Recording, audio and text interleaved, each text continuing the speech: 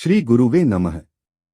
मित्रों, आज हम यहाँ पर प्राचीन भारत के दूसरे भाग के विषय में चर्चा करेंगे। अंत में आदि निवासी जो आर्यों के अधीन हो गए थे, जिन्होंने आर्यों की सभ्यता स्वीकार कर ली थी, वे छोटी जाति अथवा शूद्र हो गए और उनको आर्यों के धार्मिक संस्कारों को करने तथा धर्म संबंधी विद्या उपार्जन करने का निषेध कर दिया। इस प्रकार से हिंदू इतिहास के दूसरे युग में आर्यवर्त में जाति भेद की उत्पत्ति हुई। यह रीत लोगों की में उत्साहहीनता और निर्मलता से उत्पन्न हुई और किसी अंश में इसने इन दोषों को सदा के लिए स्थायी कर दिया। निदान दूसरा युग ऐसा था कि जिसमें लोग ब्राह्मण और क्षत्रियों के अधीन हो गए और क्षत्रियों ने भी ब्राह्मणों की अधीनता स्वीकार कर ली। परंतु इस युग के अंत में कुछ प्रत्याघात सा होने लगा है और अभिमानी क्षेत्रीय भी विद्या और धर्म में अपने को ब्राह्मण के समान सिद्ध करने लगे। पुरोहितों की निरर्थक रीतियों और संस्कारों से खिन्न होकर क्षत्रियों ने भी सत्य की खोज में नए विचार और निर्भय अनुसंधान आरंभ कर दिए, पर यह प्रयत्न अकारथ गया। पुरोहितों की बढ़ी चढ़ी ही रही,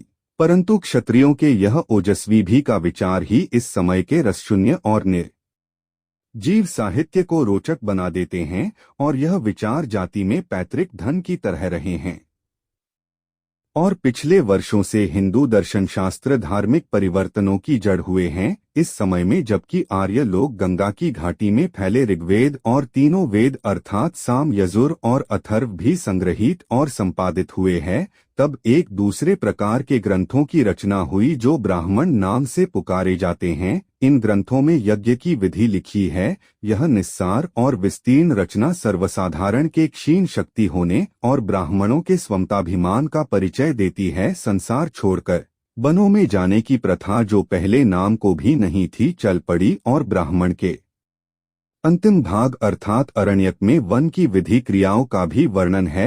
अंत में क्षत्रियों के निर्भय विचार जो उपनिषदों के नाम से प्रख्यात हैं आरंभ हुए और भी इस युग के साहित्य के अंतिम भाग हैं और इन्हीं से भारत के उस साहित्य का अंत होता है जिन्हें ईश्वर कृत कहते हैं। विद्वानों का मत है कि इस युग के सामाजिक और राजनीतिक परिवर्तनों में कम से कम 400 या 500 वर्ष लगे होंगे। इतनी समय में गंगा की घाटी में उपवन तिरहुत तक साफ किए गए, बस आई गए और हिंदू आचार व्यवहार प्रचलित हुए एवं यहाँ प्रतापशालिनी राजधानियां स्थापित हुई। धार्मिक रीति बहुत बढ़ गई, सामाजिक नियम बदल गए, जाति भेद का प्रचार हुआ, पुरोहितों का प्रभुत्व स्थापित होकर दृढ़ हुआ और अंत में क्षत्रियों ने उसमें शंका की। इसी समय में विविध प्रकार के विस्तीर्ण ग्रंथ रचे गए। इसी कारण इस युग का समय लगभग ईसा से 1000 वर्ष पहले से 1000 वर्ष तक नियत कर सकते हैं।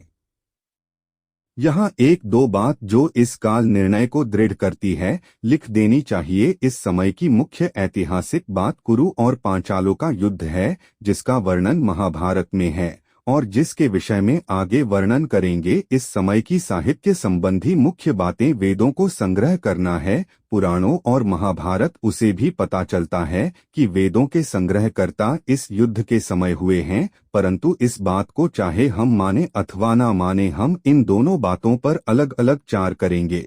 दंत कथाओं में लिखा है कि जब वेद संग्रहित किए गए तो उनकी तिथि नियत करने के हेतु ऐनान का निश्चित स्थान करके देख लिया गया है।